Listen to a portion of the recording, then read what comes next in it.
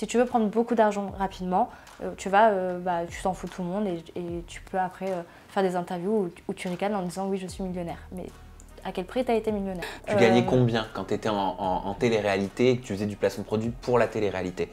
Ça pouvait aller jusqu'à 30 000 € par mois. D'accord. Ça pouvait aller. Et c'était beaucoup de dropshipping? Ouais, essentiellement du dropshipping.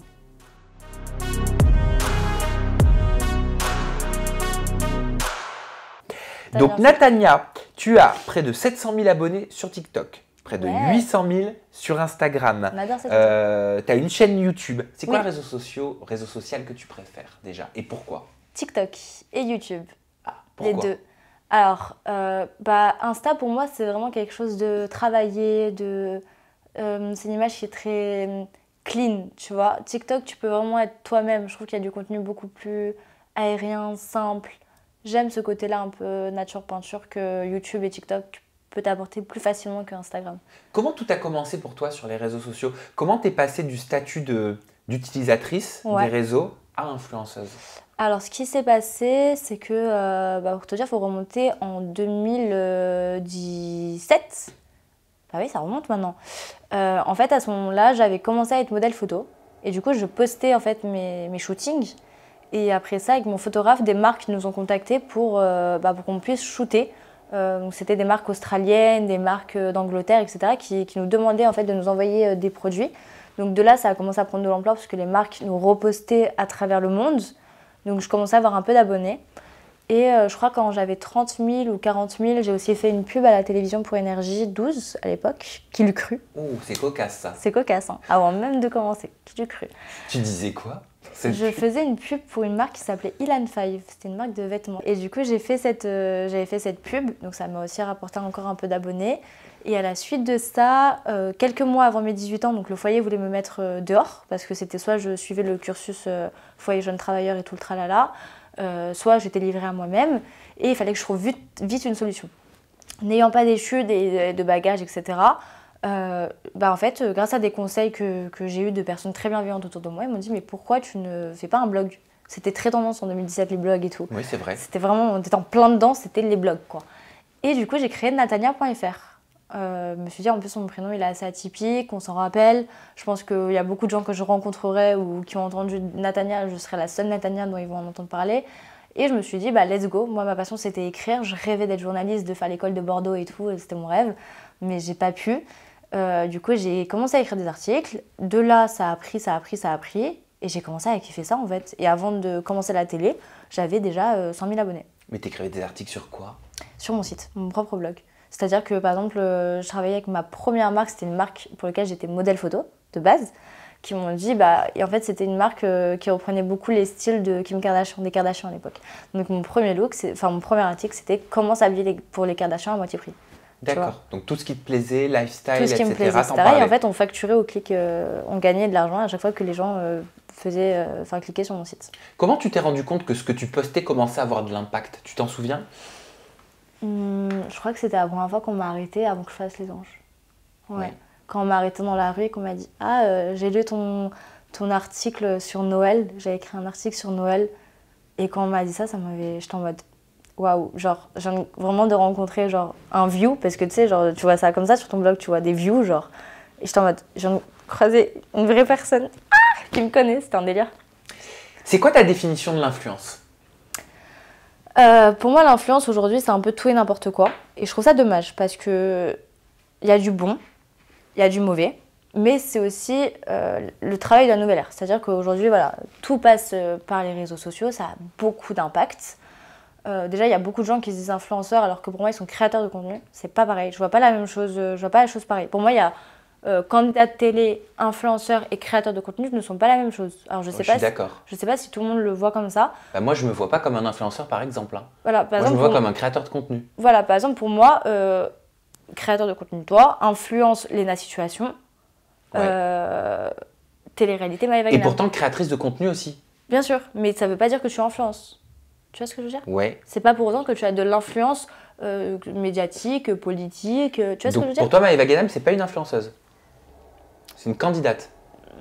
Elle influence pas forcément que dans le bon. Pour moi, influence, j'espère, enfin j'aimerais retenir le côté positif de l'influence, bien qu'il y a des gens qui influencent dans le mal, sur des choses, sur des bad buzz, etc., qui ont forcément une influence, puisqu'on en entend parler dans TPMP, dans des médias, c'est repris sur des journaux. Mais c'est pas ça que j'aimerais retirer que j'aimerais me souvenir de l'influence. Donc pour toi, si je comprends bien, ta définition de l'influence, ce serait un bon influenceur, donc avec une connotation positive. C'est ce que j'ai dit d'ailleurs sur mon post quand j'ai recommencé. J'ai dit pour moi, influence devrait rimer avec bienveillance. Et je le pense sincèrement. C'est-à-dire que je pense vraiment qu'aujourd'hui, on a la chance de faire un métier de rêve. Moi, j'aurais jamais pensé un jour faire ça. J'adore ce que je fais, mais c'est aussi une responsabilité. Tu vois, d'être suivi par des gens, c'est trop facile à l'heure actuelle de prendre que le bon, de se dire ok, moi je veux recevoir des produits, gagner une tonne de thunes, faire du contenu coucou mes chéris, mais de ne pas avoir le côté responsabilité de ce travail-là, tu vois. Et quelles sont les qualités selon toi d'un bon influenceur? Quelqu'un d'honnête. Moi j'aime les gens qui montrent le bon et le mauvais. Quelqu'un qui a un contenu où tout le temps ses stories ça va. D'ailleurs c'est quelque chose qui m'a été à l'époque, parce que dans l'agence avec laquelle je travaille aujourd'hui, c'est vraiment soit toi, si tu es en train de gerber dans tes chiottes, on l'a vu quand j'étais malade, et je montrais que j'étais devant mes toilettes, tu vois, en train de vomir. Mais pour moi l'influence ça doit être, regardez, au final j'ai eu la chance d'avoir un métier de rêve, mais je suis comme vous. Ne croyez pas que je suis meilleure, ne croyez pas que quand je vais aux toilettes il y a des paillettes qui en sortent ou des billets de 500. Non, ça n'existe pas. Ne crois pas que ma vie est incroyable, ne crois pas que tous mes voyages, tout est parfait. Ce n'est pas réel, on est des êtres humains. Et je voudrais vraiment rappeler ça à ma communauté, on est avant toute chose des êtres humains, tu vois.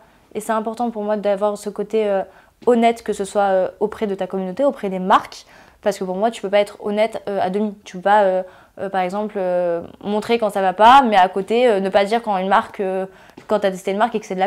Tu vois ce que je veux dire? C'est une globalité, il faut être honnête dans la globalité. On a beaucoup entendu parler d'écoles d'influenceurs qui sont en train de naître. J'en ai entendu parler. Est-ce que tu penses qu'on peut véritablement apprendre à devenir une influenceuse ou un influenceur en étant en école? Non. Honnêtement, non. Je pense qu'on peut comprendre l'algorithme, tu vois. Donc je pense que oui, effectivement, tu pourras certainement faire quelques vues et peut-être générer de l'argent. Mais pour moi, influence, c'est aussi un petit côté artiste, tu vois. Il y a ce petit côté artiste, ce petit côté un peu shaper. Les gens, ils aiment toi. Ils aiment soit ta sensibilité, soit tes expressions, soit le fait que tu sois iconique. Je pense à mon ami Antonin. Tu vois, c'est des personnalités atypiques, ou des vécus, ou des choses auxquelles on peut se rattacher. Quelqu'un, par exemple, tu prends l'exemple d'Antonin, excellent youtubeur, excellent créateur de contenu, avec une personnalité vraiment qui lui est propre. Ouais. Tu penses que c'est que par lui-même qu'il peut être Antonin, et non pas, il n'aurait pas pu l'être donc au travers d'une école? Non, je pense pas que tu peux pas faire sinon il y aurait des écoles pour apprendre à être une Kardashian alors. On s'arrête plus dans le délire du commerce. Pour moi, c'est un peu ça. C'est aujourd'hui, je pense que tout le monde a compris que c'est un milieu qui rapporte beaucoup d'argent, les réseaux sociaux, l'influence, etc.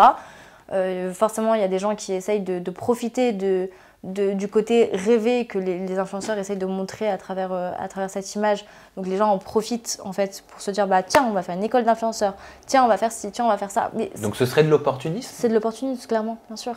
Alors ça veut dire on s'arrête plus dans le délire, tu vois ce que je veux dire? On va faire comment devenir une Kardashian, comment devenir... Non, ils sont ce qu'ils sont. Alors oui, tu pourras apprendre l'algorithme, oui, tu peux comprendre comment certaines choses fonctionnent, mais c'est pas à l'école qu'on va t'apprendre à t'exprimer parce que tu seras à l'aise devant une caméra. C'est quelque chose qui doit venir de toi.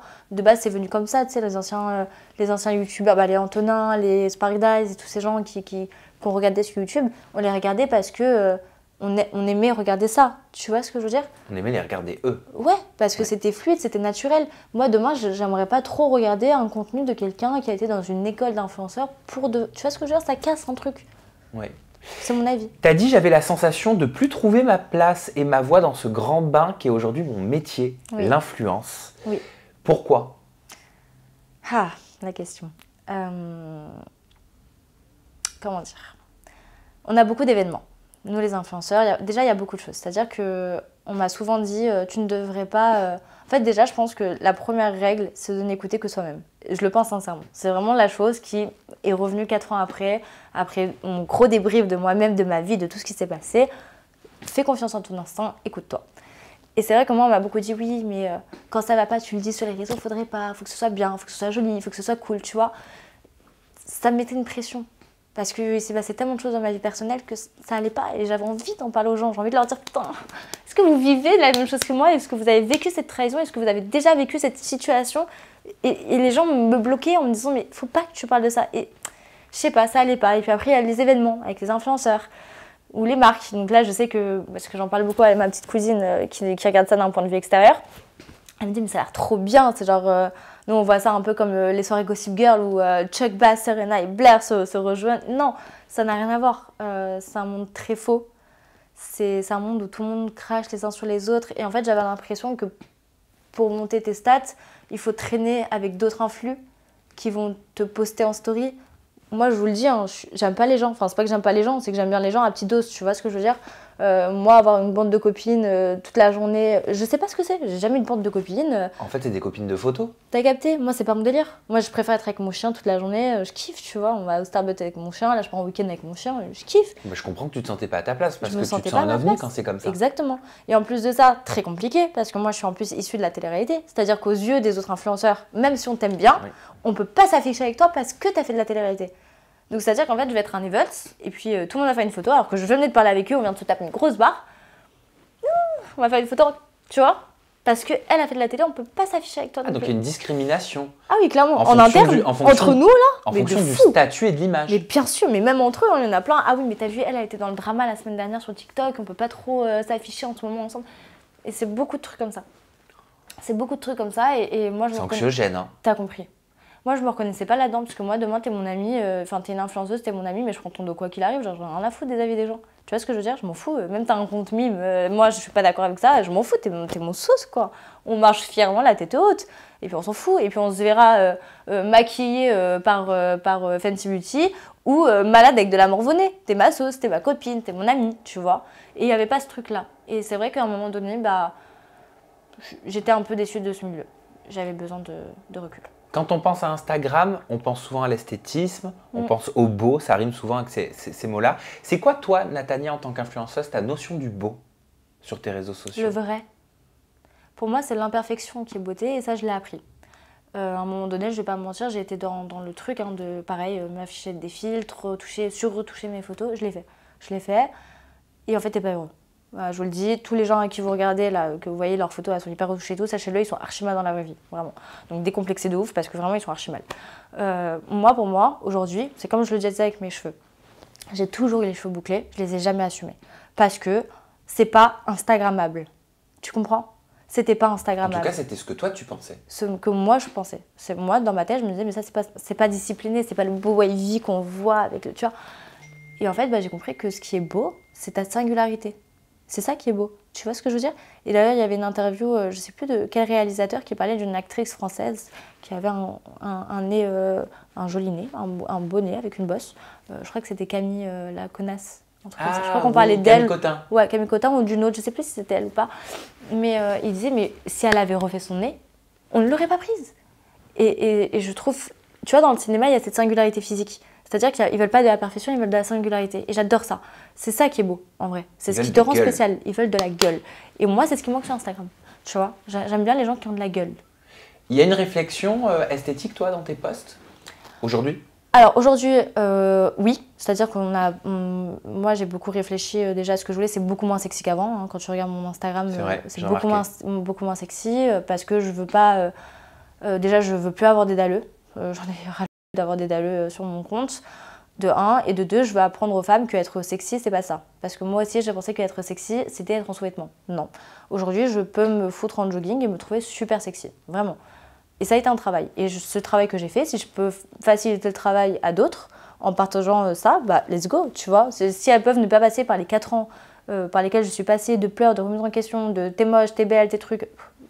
Let's go, tu vois, tant mieux. Aujourd'hui, quelle image tu penses refléter auprès des utilisateurs des réseaux sociaux qui te suivent ou qui te voient passer dans le feed? J'en sais rien. Et j'essaie de plus me concentrer dessus. Parce que ça m'a fait beaucoup de mal. Je retiens le positif. Je sais pas ce que les gens pensent de moi et c'est quelque chose que j'ai trop réfléchi dans ma vie. J'ai trop passé de temps dans ma vie à me demander qu'est-ce qu'on pense de moi, est-ce que ça va, est-ce que c'est assez, est-ce qu'ils comprennent. je suis moi. C'est du temps perdu? Bah, en fait, tu passes plus de temps. Pour moi, c'est s'auto-faire souffrir. C'est pas utile. Tu es toi, de toute façon. Tu vois ce que je veux dire? Ça sert à rien, tais-toi. S'il y a des gens qui te kiffent, mais let's go, les gars, on est dans le même bain, on va kiffer. Si tu me kiffes pas, unfollow-moi, lâche-moi, je m'en fous, tu vois. M'en fiche, en fait. Moi, je sais qui je suis.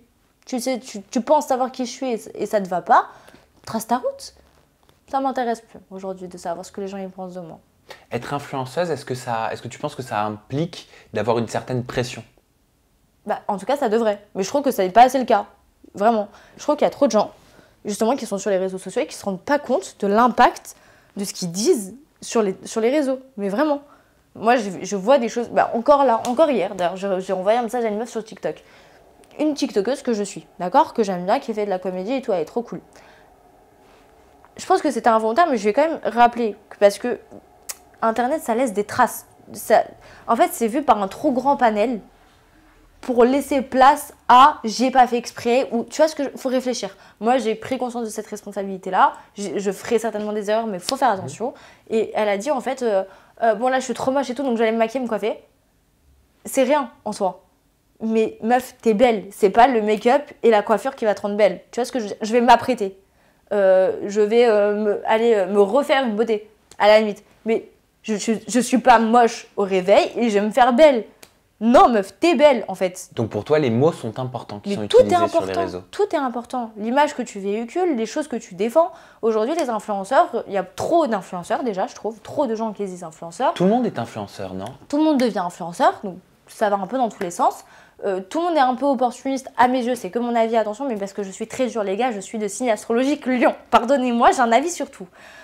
Mais c'est vrai qu'il y a trop de gens qui sont là pour un peu opportunistes et qui se mouillent pas assez pour des prises de parole qui sont aussi importantes que du maquillage, que des livraisons de colis, que des événements, tu vois. L'influence aujourd'hui, ça ne devrait pas que être aller à des événements de marque, se faire habiller par telle marque, c'est aussi protéger notre communauté, protéger les jeunes qui nous suivent, s'engager auprès des jeunes sur certaines choses, que ce soit environnemental, par exemple pour la cause des femmes, pour la cause LGBT, ou il faut avoir aujourd'hui, défendre des choses, servir à quelque chose, tu vois ce que je veux dire?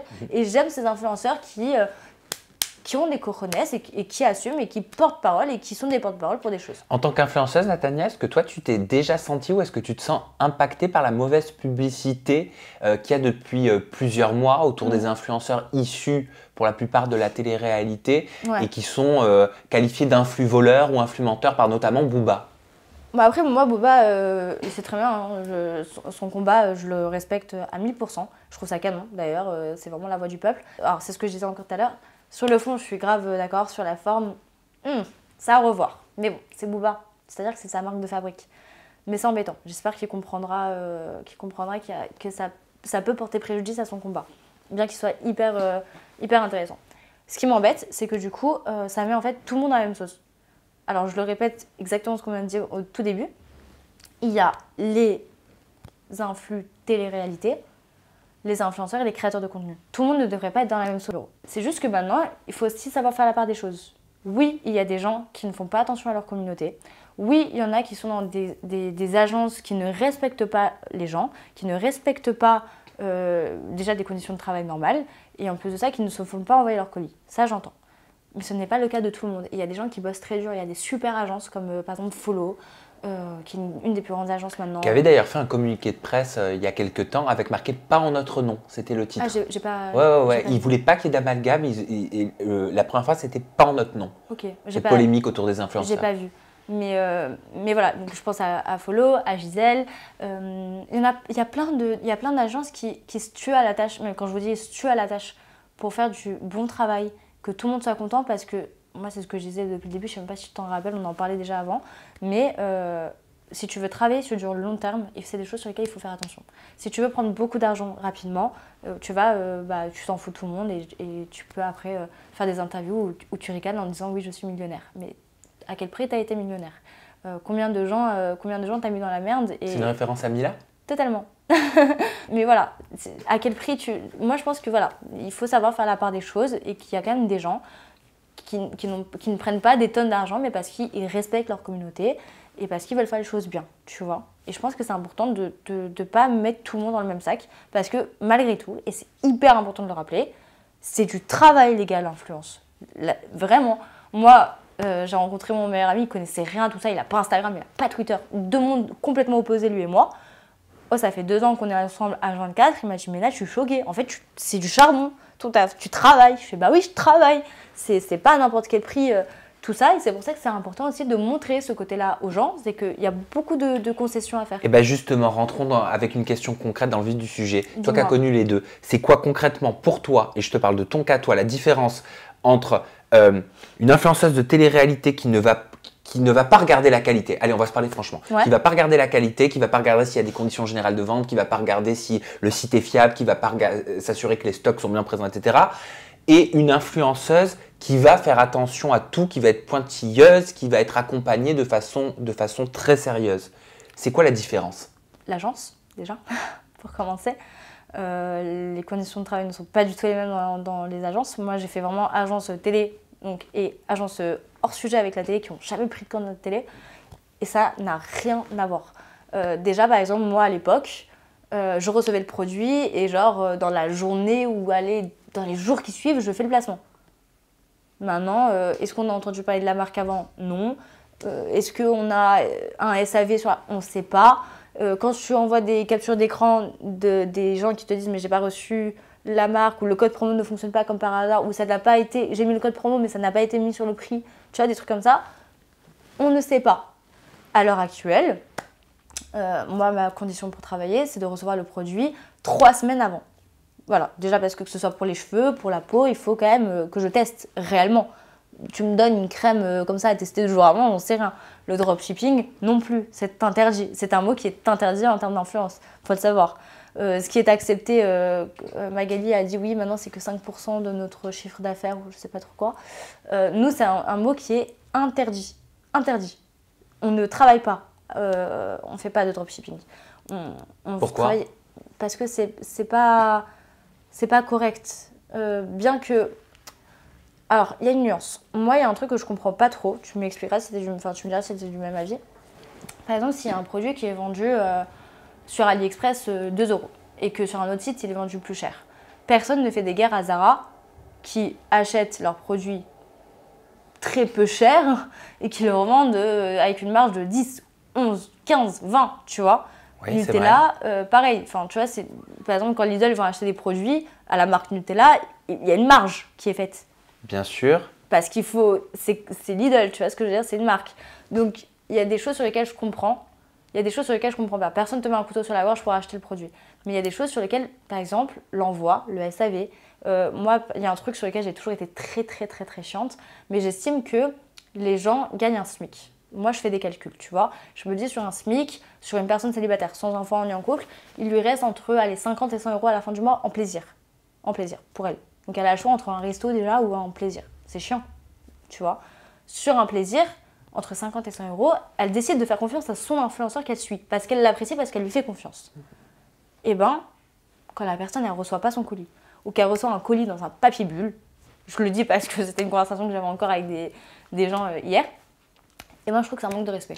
Parce que la différence, et tu m'as demandé mon avis, donc je me permets de te le donner, la différence c'est que quand tu vas acheter ton truc de Nutella ou alors tu dis ton vêtement Zara, il y a une différence dans le discours. L'influenceur va te faire passer ce qu'il va te présenter pour un bon plan, ouais, pour un super bon plan, ma soeur, mon frère, ma famille, mes amours, tu vois. Mais moi, ce que je dis tout le temps, c'est perso, si je sais que ça coûte 2 € sur le site d'à côté, je ne vais pas le conseiller à ma soeur. Bah oui, au contraire. Enfin, ma soeur, je lui conseille le truc à 2 €, pas celui à 50. T'as compris. Voilà. Sinon, c'est pas un bon plan. T'as compris. Donc, dans le discours, il y a quelque chose qui ne va pas. En fait, voilà, c'est ça. Je trouve qu'ils jouent beaucoup sur les mots, sur leurs trucs. Non, les gars, faut être honnête. Voilà, t'as acheté... Moi, ça m'est arrivé combien de fois d'acheter des produits et après, j'ai vu que c'était moins cher ailleurs. Bon, bah, voilà, c'est comme ça. Au final, j'étais contente de mon service. J'ai reçu mon produit, c'est ma décision. D'accord. Mais il y a des choses sur lesquelles il faut respecter. Par exemple, même le packaging, je pense que c'est des choses, quand les gens ils dépensent leur argent, j'estime qu'ils doivent recevoir un beau produit. Je n'ai pas envie qu'ils reçoivent un papier bulle, quoi. Ça me fait chier pour eux. Ok, donc tu fais attention à la qualité aujourd'hui. Je fais attention à la qualité de tout, du SAV. Tu as des regrets par rapport au passé? Bah oui, forcément, puisque j'ai travaillé avec des agences qui aujourd'hui ne sont pas du tout... c'est à l'opposé de la manière dont je travaille, vraiment. Mais après, bon, c'est pour ça que je me blâme pas tous les influenceurs. Mais il y en a certains qui, bon, tu vois ce que je veux dire? Moi, je l'ai fait un certain temps, et puis au bout d'un an, t'as fait une rétrospective de ton année, ça allait pas, ça allait pas, ça m'a rajouté tel problème, je suis pas contente avec ça, je suis pas contente avec ça. Ok, là, on arrête, tu vois. On arrête là, et pourtant, je gagnais très, très, très bien ma vie. Plus que maintenant? Non. Bah non, parce que maintenant j'ai d'autres revenus. Là, je sors ma collection de vêtements et tout, donc non, j'ai d'autres revenus. Mais je gagnais très bien ma vie. Vraiment très, très bien ma vie. Tu gagnais combien quand tu étais en télé-réalité et que tu faisais du placement de produit pour la télé-réalité? Ça pouvait aller jusqu'à 30 000 euros par mois. D'accord. Ça pouvait aller Et c'était beaucoup de dropshipping? Ouais, essentiellement du dropshipping. Essentiellement du dropshipping. Ça m'a mis dans une vraie galère financière, tu vois. Parce que du jour au lendemain, t'arrêtes tout et que j'ai décidé de ne plus accepter ces marques-là. Donc ça a été un gros chamboulement. Tu vois, tu passes vraiment d'un cadre de vie à un autre cadre de vie, tu vois. Mais c'est une décision que tu prends. C'est comme là, quand j'ai supprimé toutes mes photos Instagram, je savais que j'allais perdre une certaine partie de mes abonnés, mais c'est une décision que tu prends pour faire du bien, tu vois ce que je veux dire? Tu peux pas tout avoir dans la vie. Parfois, il faut aussi faire des choix. Il faut faire des choix, et certains choix nécessitent aussi un petit peu de travail de ta part. Mais voilà, c'est des choses que j'ai voulu faire. C'est quoi les avantages d'être influenceuse pour toi? Les avantages d'être influenceuse, je réfléchis. Parce que bah déjà, on a un travail de ouf, quand même, faut le dire. Hein. Moi, je trouve ça, on a un vrai travail, bien que ça... C'est très fatigant. Moi, je vous le dis, hein, c'est quand même un vrai travail. J'aimerais vraiment que les gens s'en rendent compte. Je vous jure que c'est un vrai travail. Je vous jure qu'on ne dit pas ça pour légitimer ou quoi que ce soit. C'est que c'est du taf.